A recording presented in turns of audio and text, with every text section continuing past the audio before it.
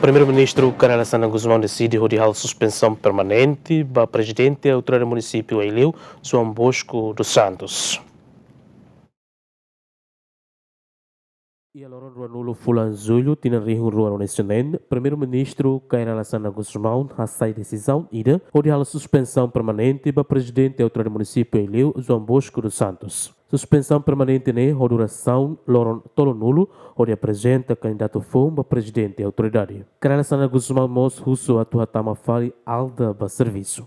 Chefe executivo a decisão de janeiro, baseia para relatório final, Russi inquérito da Nebehalo, Russi Gabinete, Inspeção Geral, na Auditoria, Russi Ministério da Administração Estatal. Ter carta do Ministro da Administração Estatal Haruka para o Primeiro-Ministro, Presidente da Autoridade Município Aileu, João Bosco dos Santos, sai sujeito para inquérito e da aspecto disciplinar, ética no criminal.